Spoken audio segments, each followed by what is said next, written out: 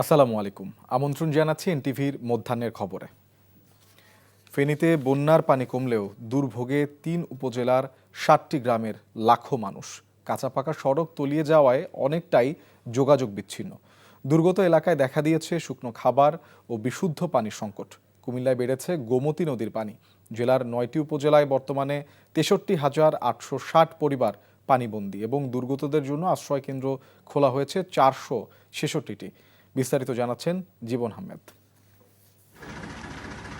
ফেনীর চারদিক শুধু পানি আর পানি। নিচু এলাকার মানুষের দুর্ভোগের যেন শেষ নেই। অনেকে আশ্রয়কেন্দ্রে ঠাঁই নিয়েছেন, আর যারা যেতে পারেননি তারা পানির সাথেই লড়ছেন। মৌসুমের সর্বোচ্চ বৃষ্টিপাত হয়েছে ফেনীতে। টানা বৃষ্টি ও পাহাড়ি ঢলে মুহুরী, কহুয়া ও সিলোনিয়া নদীর বন্যা নিয়ন্ত্রণ বাঁধের ২০টি স্থান ভেঙে ৩ উপজেলার ৬০টি গ্রাম তলিয়ে যায়। তবে আসার কথা হলো, বানের পানি নামতে শুরু করেছে। নদ নদীর পানিও বিপদসীমার নিচে। পানি উঠেছে, বাইরে গেছি আমরা, যা জিনিস লই আরে অল্প মাছ বানা লই, কাপড় চোপড় লই আরে বাইরেছি। আমার ঘর বরাবর আমার ঘর সরকারে নিয়ে গেছে। আমার এখানে একটা দোকান করছিল, এটাও নিয়ে গেছে। দুর্গত এলাকায় ত্রাণ সহায়তা দেয়া হচ্ছে বলে জানিয়েছে স্থানীয় প্রশাসন। উদ্ধার তৎপরতা, ত্রাণ কার্যক্রম, এখানে কিন্তু বেশ কয়েকটি বহুমাত্রিক ম্যানেজমেন্ট আছে। শুধু সার্বক্ষণিক একজন উপজেলা নির্বাহী অফিসার তো ত্রাণ নিয়ে যাবেন না। কুমিল্লায় বৃষ্টিপাত অব্যাহত রয়েছে। বাড়ছে গোমতী নদীর পানি। এতে নদীর দুই পাশের নিচু এলাকা তলিয়ে গেছে। নোয়াখালীতে বন্যা পরিস্থিতি অপরিবর্তিত রয়েছে। জেলার ৯ উপজেলার নিচু এলাকা তলিয়ে আছে। জেলা প্রশাসন জানিয়েছে ৯টি উপজেলার ৬৩,৮৬০ পরিবার পানিবন্দী। দুর্গতদের জন্য আশ্রয়কেন্দ্র খোলা হয়েছে ৪৬৬টি। জীবন আহমেদ, এনটিভি নিউজ ডেস্ক। দর্শক, বন্যা পরিস্থিতির খবর জানাতে যাচ্ছি ফেনীতে। সেখানে আছেন সহকর্মী মাহফুজ নান্টু। মাহফুজ, নদী রক্ষা বাঁধগুলো মেরামতে কি ব্যবস্থা নিয়েছে পানি উন্নয়ন বোর্ড? সবশেষ বন্যা পরিস্থিতি সম্পর্কে আমাদের জানাবেন। শোভন, আসলে নদী রক্ষা বাঁধ নির্মাণের জন্য প্রশাসন বা পানি উন্নয়ন বোর্ড কী ব্যবস্থা নিয়েছে সেটি এখনও স্পষ্ট না। কেন নয়, গত কয়েক বছর ধরে আসলে ফেনীর যে 3টি নদী রয়েছে, সিলোনিয়া, কুহুয়া এবং যে গত পরশুদিন রাতে যেটা হলো মুহুরী নদীর যে 15টি স্থানে ভাঙলো, সেই 3টি নদী রক্ষা বাঁধের জন্য আসলে তেমন উল্লেখযোগ্য কোনো পদক্ষেপ কিন্তু আসলে এখন পর্যন্ত লক্ষ্য করা যায়নি। কারণ নদীর পাড়ের বাসিন্দা এবং ফেনীর যে 3 উপজেলা প্লাবিত হয়েছে, সেই 3 উপজেলার মধ্যে রয়েছে ফুলগাজী, পশুরাম এবং যেই 3টি উপজেলা নদী ভাঙনের শিকার হয়েছে, সেই 3টি উপজেলার কিন্তু আমরা দেখেছি যে এখন পর্যন্ত তাদের একটাই দাবি ছিল যে গত কয়েক বছর ধরে তারা কর্তৃপক্ষকে বলছিলেন যেন বাঁধ রক্ষা করে, কিন্তু আসলে বাঁধ রক্ষার সেই পদক্ষেপ কিন্তু দেখা যায়নি। পাশাপাশি এই থাকার কারণে কিন্তু গতকাল থেকেই কিন্তু ছাগলনাইয়া আর 15টি গ্রাম কিন্তু প্লাবিত হয়েছে। সব মিলিয়ে বলা যায় যে ফেনীর আসলে বন্যা পরিস্থিতি একদম ভয়াবহ অবস্থা। আর এদিকে আগরতলার থেকে যে পানিগুলো আসছে, সেই পানিগুলো মূলত নদীর দুকুল ছাপিয়ে কিন্তু এই 3টি উপজেলায় প্লাবিত হয়েছে। এখন পর্যন্ত সকালে আমরা যে খবরটি জানলাম, জেলা প্রশাসন উদ্ধার সহযোগিতা এবং উদ্ধার তৎপরতা চালিয়ে যাচ্ছেন। তবে সেখানে সাধারণ মানুষের কথা হচ্ছে যে তাদের ত্রাণের চেয়ে তাদের নদী রক্ষা বাঁধগুলো যেন তৈরি করা হয় না, কারণ এই বাঁধগুলো যেন তৈরি করা হয় না। কারণ এই নদী রক্ষা বাঁধগুলো তৈরি করলে তাদের প্রতি বছরই কিন্তু তাদের ঘর বাড়ি ছেড়ে আশ্রয়কেন্দ্র আসতে হতো না। এখন তারা আশ্রয়কেন্দ্রের চেয়ে বেশি তাদের চিন্তার কথা হচ্ছে যে নদী রক্ষা বাঁধগুলো যদি তৈরি করা হতো, তাহলে তাদের কিন্তু এখন নিরাপদভাবে বাসায় থাকতে পারতেন। শোভন। দর্শক, আমরা জানছিলাম বন্যা পরিস্থিতির খবরাখবর। দ্রুত সময়ে সবাইকে নিয়ে সংস্কার ইস্যুতে একটি জাতীয় সনদ তৈরি করাই জাতীয় ঐক্যমত্য কমিশনের লক্ষ্য উদ্দেশ্য বলে জানিয়েছেন কমিশনের সহ সভাপতি অধ্যাপক আলী রিয়াজ। রাজধানীর ফরেন সার্ভিস একাডেমিতে বৃহস্পতিবার রাজনৈতিক দলগুলোর সঙ্গে 11তম দিনের বৈঠকের প্রারম্ভিক বক্তব্যে তিনি আরও বলেন, গেল কয়েকদিনের আলোচনায় বেশ কিছু অগ্রগতি হয়েছে। জবাবদিহিমূলক রাষ্ট্র তৈরি করতে ফ্যাসিবাদ ফিরে আসা ঠেকাতে মৌলিক বিষয়গুলো নিয়ে রাজনৈতিক দলগুলোর ঐক্য প্রয়োজন বলেও মত দেন তিনি। আগামী সপ্তাহের মধ্যে অমীমাংসিত বিষয়গুলোতে একটা মীমাংসায় পৌঁছানো যাবে বলেও আশাবাদ ব্যক্ত করেন আলী রিয়াজ। বৈঠকে দিনের এজেন্ডায় রয়েছে প্রধান বিচারপতি নিয়োগ, তত্ত্বাবধায়ক সরকার ও জরুরি অবস্থা ঘোষণা।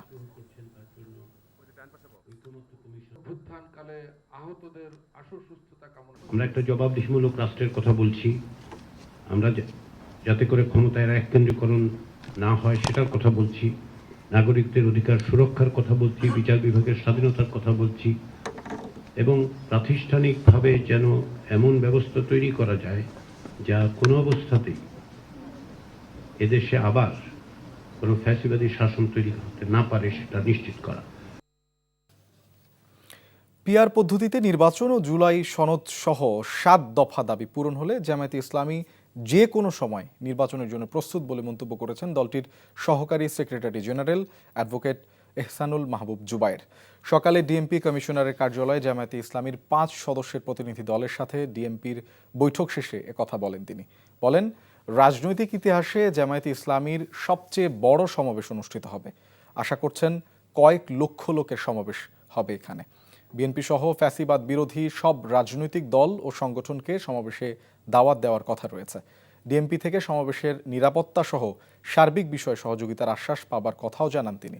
আগামী 19 জুলাই সোহরাওয়ার্দী উদ্যানে জামায়াতে ইসলামীর সমাবেশ অনুষ্ঠিত হবে। নিরাপত্তাজনিত বিষয়গুলোকে ওনারা এনশিওর করবেন, আশ্বস্ত করেছেন। আমরা ওনাদেরকে অবহিত করেছি আমাদের পরিকল্পনা। আমরা ফার্দার আর ওনাদের সাথে যোগাযোগ রাখবো। ওনারা পরিকল্পনা নিচ্ছেন, আমাদের কিছু পরিকল্পনা আছে। দুটো মিলেই একটি সুন্দর, সুষ্ঠু এবং শান্তিপূর্ণভাবে এই জাতীয় সমাবেশটি যাতে অনুষ্ঠিত হয়, আমরা সেই ব্যাপারে একটি কার্যকর পরিকল্পনা নিয়েছি এবং সেটা বাস্তবায়ন হবে ইনশাআল্লাহ। খুলনা ওয়াসা যেন দুর্নীতির স্বর্গরাজ্য। বিগত ফ্যাসিস্ট শেখ হাসিনা সরকার আমলে চালু হওয়া খুলনা ওয়াসা মূলত চলত শেখ বাড়ির কথায়। নিয়োগ টেন্ডার, বাণিজ্য, লুটপাটের আতুরঘর ছিল প্রতিষ্ঠানটি। মোটা অঙ্কের টাকা দিয়ে তুরস্ক দিয়ে পানির মিটার কেনা হলেও সে মিটার 3 বছরে ঘোলা হয়ে যাচ্ছে। হয়নি কোনো তদন্ত কমিটি। ওয়াসা পরিচালনা বোর্ডের 2 সদস্য ঘটনার স্বীকার করেন। আজিজুল ইসলামের ক্যামেরায় খুলনা থেকে মোহাম্মদ আবু তৈয়বের অনুসন্ধানী প্রতিবেদন। খুলনার কোনো কিছুই বাদ যায়নি শেখ বাড়ি থেকে। সরকারি বেসরকারি সব প্রতিষ্ঠান ছিল তাদের নিয়ন্ত্রণে। স্বৈরাচার পতনের পর একে একে বেরিয়ে আসে থলের বিড়াল। খুলনা ওয়াসা যেন ছিল এক টুকরো শেখ বাড়ি। 2008 সালের 2রা মার্চ খুলনা ওয়াসা প্রতিষ্ঠিত হয়। টানা 16 বছর প্রতিষ্ঠানের ব্যবস্থাপনা পরিচালকের দায়িত্ব পালন করেন শেখ বাড়ির সুপারিশপ্রাপ্ত প্রকৌশলী মোহাম্মদ আবদুল্লাহ। জানুয়ারিতে বদলি করা হয় তাকে। তার বিরুদ্ধে অনুসন্ধান চালাচ্ছে দুদক। তখনই বোর্ড চেয়ারম্যান ছিলেন পলাতক সাবেক মেয়র তালুকদার আব্দুল খালেক। এছাড়া আওয়ামী লীগ নেতা আমিনুল ইসলাম মুন্না, খুলনা মহানগর যুবলীগের সভাপতি আনিসুর রহমান পপলু, আওয়ামী লীগ নেতা আশরাফ হোসেন, কাজী আমিনুল হক সহ দলীয় নেতারা ছিল বোর্ড পরিচালনার সদস্য। ওয়াসা নয় যেন দলীয় কার্যালয়। ওয়াসা যারা দায়িত্বে ছিলেন, এমডি সহ অনেকেই সেখানে দুর্নীতি, এবং দুর্নীতির কারণে খুলনাবাসী সঠিকভাবে পানি পায় না। বিগত স্বৈরাচারের আমলে পানির মিটার সংযোগ লাইন প্রতিস্থাপনের জন্য 26,000 কোটি টাকার টেন্ডার পায় শেখ বাড়ির আস্থাভাজনেরা। তুরস্ক থেকে 10,000 কোটি টাকার পানির মিটার নিয়ে আসা হয়। 3 বছর পরই ওই মিটার ঘোলা হয়ে যায়। লোক দেখানো তদন্ত কমিটি করার পরও সেটি আর আলোর মুখ দেখেনি।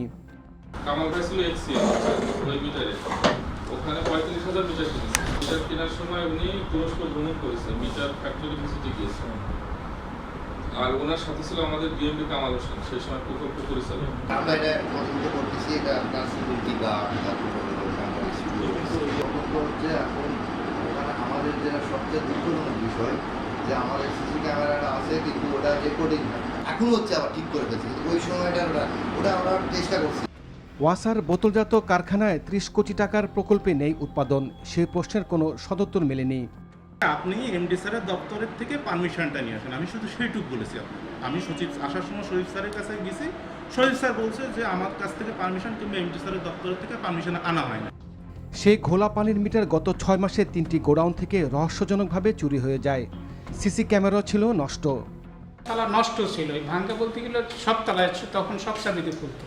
প্রতিষ্ঠানটি নানা অনিয়ম ও দুর্নীতির কথা কৌশলে এড়িয়ে যান এর উপব্যবস্থাপনা পরিচালক। জীবিত করছে মানে ইন্টারনাল তদন্তের দায়িত্ব আমাকে দিচ্ছে। আমি ওইভাবে তো শনাক্ত করাটা কঠিন, আমাদের কাছে তো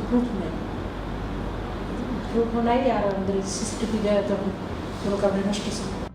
খুলনা ওয়াসার ভয়াবহ দুর্নীতি নিয়ে উদ্বেগ প্রকাশ করেছেন নাগরিক সমাজসহ সাধারণ মানুষ।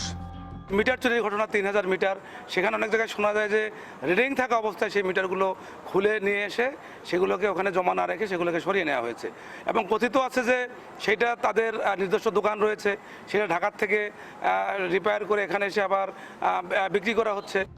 তদন্তের মাধ্যমে অভিযুক্তদের বিরুদ্ধে ব্যবস্থা নেওয়ার দাবি সচেতন মহলের। NTV news desk.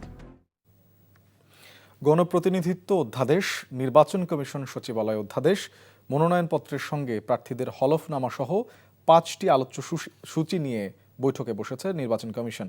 রাজধানীর আগারগাঁওয়ে নির্বাচন কমিশন ভবনে প্রধান নির্বাচন কমিশনার AMM নাসির উদ্দিনের নেতৃত্বে এ বৈঠক শুরু হয়েছে। রোজার আগে নির্বাচন আয়োজনের সব ধরনের প্রস্তুতি সম্পন্ন করা সম্পর্কে প্রধান উপদেষ্টার প্রেস সচিবের বক্তব্য নিয়েও আলোচনা হতে পারে বলে বৈঠক সূত্রে জানা গেছে। এর বাইরে জাতীয় নাগরিক পার্টি NCP-কে শাপলা প্রতীক দেয়া হবে কিনা এবং ভোটার তালিকা হালনাগাদ বিষয়েও আলোচনার কথা রয়েছে। এর বাইরে নির্বাচন কর্মকর্তাদের বিশেষ বিধান 1991-এর সংশোধন অধ্যাদেশ এবং নির্বাচন কমিশন কর্মকর্তাদের প্রশাসনিক দায়িত্ব নিয়েও আলোচনা হবে বৈঠকে।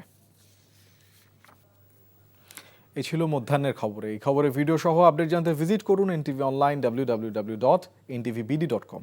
এছাড়াও এনটিভির জনপ্রিয় সব অনুষ্ঠান ও খবরের আপডেট জানতে ভিজিট করুন আমাদের ইউটিউব ও ভেরিফাইড ফেসবুক পেজ। 2টায় দুপুরের খবর দেখার আমন্ত্রণ রইল। ধন্যবাদ সবাইকে।